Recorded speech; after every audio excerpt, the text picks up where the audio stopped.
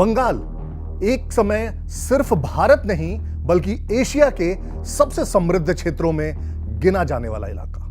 ढाका की मलमल, मुर्शिदाबाद का रेशम, हुगली का सूती वस्त्र। इतिहासकार ओम प्रकाश और इरफान हबीब बताते हैं कि 17वीं और 18वीं शताब्दी में बंगाल का वस्त्र यूरोप से लेकर दक्षिण पूर्व एशिया तक जाता था। आर्थिक इतिहासकार एंगस मैडिसन के अनुसार 1700 के आसपास भारत वैश्विक जीडीपी का लगभग 22 से 24% हिस्सा रखता था। उस समृद्धि में बंगाल एक केंद्रीय धुरी था। लेकिन आज तस्वीर अलग है। बंद मिले जंग खाती मशीनें छोड़कर जाते उद्योगपति। क्या उद्योग खुद चले गए या उन्हें जाने पर मजबूर किया गया? यह कहानी भावनाओं की नहीं, तथ्यों की है। यह इतिहास, नीति और राजनीतिक अर्थशास्त्र की कहानी है। नमस्कार, आपके साथ मैं हूं मृत्युंजय शर्मा और आज हम बात करेंगे बंगाल से उद्योगों के पलायन पर। स्वतंत्रता के बाद पश्चिम बंगाल देश की औद्योगिक धुरी थी। कोलकाता बंदरगाह पूर्वी एशिया और यूरोप के बीच व्यापार का प्रमुख मार्ग बना हुआ था। हावड़ा की फैक्ट्रियां रेलवे उपकरण और भारी मशीनरी तैयार करती थी। हुगली नदी के किनारे जूट मिलों की कतार थी। दुर्गापुर आसनसोल बेल्ट कोयला और इस्पात का केंद्र था। 1950 और 60 के दशक में संगठित उत्पादन में राज्य की हिस्सेदारी उल्लेखनीय रही और फैक्ट्रियों में रोजगार का बड़ा भाग यही सिमटा था। तब कोलकाता को देश की आर्थिक राजधानी माना जाता था। हालांकि बदलाव की आहट सुनाई देने लगी थी। 1947 में सीमाएं खींची, लेकिन यह सिर्फ भूगोल का नहीं, अर्थव्यवस्था का भी विभाजन था। जूट उद्योग इसका सबसे बड़ा उदाहरण है। कच्चा जूट पूर्वी बंगाल में उगता था, मिलें पश्चिम बंगाल में थी। विभाजन के बाद खेत पूर्वी पाकिस्तान चले गए, मिलें भारत में रही। सप्लाई चेन टूट गई। सीमा शुल्क, कूटनीतिक तनाव और अनिश्चितता ने लागत बढ़ा दी। तीर्थंकर रॉय और नेशनल जूट बोर्ड की रिपोर्टें दिखाती हैं कि 1950 के दशक में जूट उद्योग को स्थिर रखने के लिए सरकार को बार बार हस्तक्षेप करना पड़ा। यह केवल जूट का संकट नहीं था, यह औद्योगिक संतुलन के टूटने की शुरुआत थी।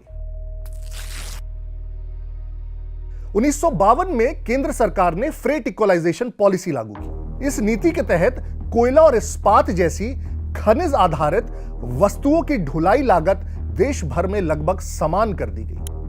पहले पूर्वी भारत को खनिज से निकटता का प्राकृतिक लाभ था, अब यह लाभ लगभग खत्म हो गया। इकोनॉमिक एंड पॉलिटिकल वीकली और इंडियन ग्रोथ सेंटर के विश्लेषण बताते हैं कि इस नीति ने पूर्वी भारत के औद्योगिक प्रतिस्पर्धात्मक लाभ को कम कर दिया। अब महाराष्ट्र, गुजरात या तमिलनाडु में उद्योग लगाना उतना ही किफायती हो गया जितना दुर्गापुर में। इस बदलाव से गिरावट तत्काल तो नहीं हुई, लेकिन यह दीर्घकालिक संरचनात्मक नुकसान था। धीरे धीरे बंगाल पिछड़ने लगा। 1967 के बाद राज्य की राजनीति में वामपंथी ताकतें तेजी से उभरी। यह उभार अचानक नहीं था। खाद्य संकट, बेरोजगारी और कांग्रेस शासन के प्रति गहरा असंतोष पृष्ठभूमि तैयार कर चुका था। 1977 में लेफ्ट फ्रंट सत्ता में आया और लंबे समय तक राजनीतिक स्थिरता दी। भूमि सुधार और पंचायत सशक्तिकरण की नीतियों ने ग्रामीण समाज में वास्तविक बदलाव किए। असमानता घटी और स्थानीय भागीदारी बढ़ी। लेकिन औद्योगिक क्षेत्र में तस्वीर जटिल थी। 1970 और 80 के दशकों में हड़तालों और तालाबंदियों के कारण मैन डेज लॉस्ट के राष्ट्रीय आंकड़ों में पश्चिम बंगाल की हिस्सेदारी कई वर्षों में 20 से 30% तक दर्ज की गई।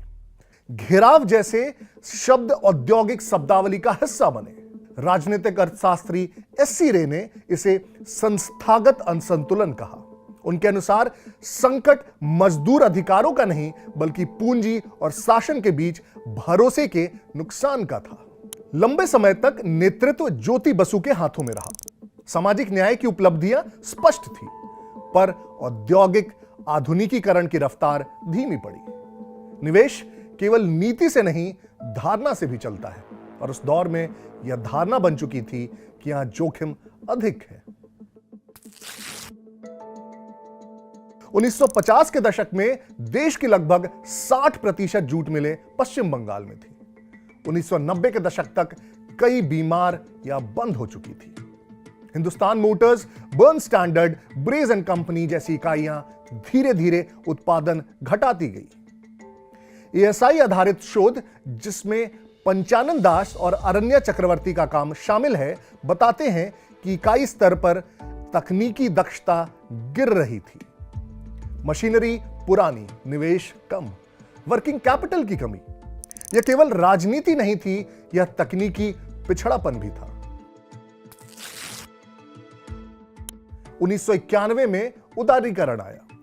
अब राज्यों के बीच निवेश की प्रतिस्पर्धा खुलकर सामने आई। डीपीआईआईटी के आंकड़ों के अनुसार 1991 से 2000 के बीच स्वीकृत औद्योगिक निवेश प्रस्तावों में पश्चिम बंगाल की हिस्सेदारी 4% से भी कम रही। महाराष्ट्र, गुजरात और तमिलनाडु तेजी से आगे बढ़े। उन्होंने सिंगल विंडो क्लियरेंस, बिजली सुधार और भूमि बैंक तैयार किए।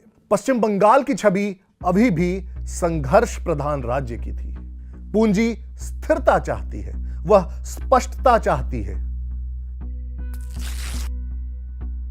1990 के दशक के अंत तक यह साफ हो चुका था कि पुराना औद्योगिक मॉडल टिकाऊ नहीं है। 2000 में जब बुद्धदेव भट्टाचार्य जी मुख्यमंत्री बने, तब उन्होंने सार्वजनिक रूप से स्वीकार किया कि राज्य को उद्योग के प्रति अपना रवैया बदलना होगा। उनका संदेश साफ था, do it now. IT sector को बढ़ावा दिया गया। सॉल्ट लेक सेक्टर 5 उभरने लगा। विदेशी निवेश को आमंत्रित किया गया। राज्य सरकार ने सिंगल विंडो सिस्टम की बात की। वर्क कल्चर सुधारने की खुली अपील की गई। लेकिन समस्या केवल नीति की घोषणा की नहीं थी, समस्या विश्वास का था। 3 दशकों की बनी धारणा रातों रात नहीं बदलती। निवेशक केवल नीति नहीं, स्थिरता देखते हैं। वो यह भी देखते हैं कि राज्य की राजनीतिक संस्कृति कितनी स्थायी है। इसी समय एक बड़ा दांव खेला गया, ऑटोमोबाइल सेक्टर में प्रवेश। टाटा मोटर्स का नैनो प्रोजेक्ट। यह सिर्फ एक कार नहीं थी, यह प्रतीक था कि पश्चिम बंगाल औद्योगिक वापसी के लिए तैयार है। लेकिन इतिहास ने फिर मोड़ लिया। सिंगूर में जमीन अधिग्रहण शुरू हुआ। कई किसानों ने मुआवजा स्वीकार किया, कई ने विरोध किया।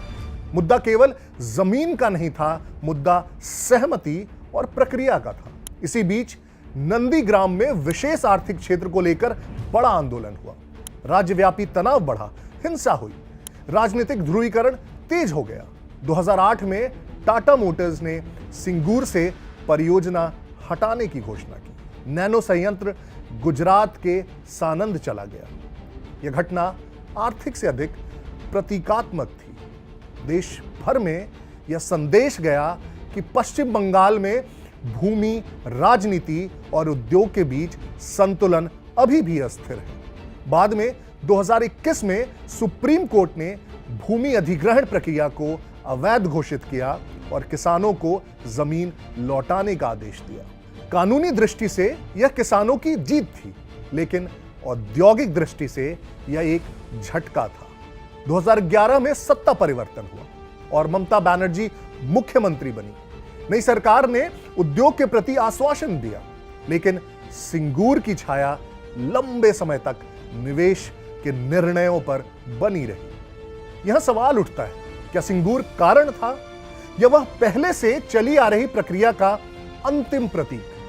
सच शायद दोनों के बीच है। सिंगूर ने उस भरोसे की दरार को सार्वजनिक कर दिया जो दशकों से बन रही थी। तो असली कारण क्या थे?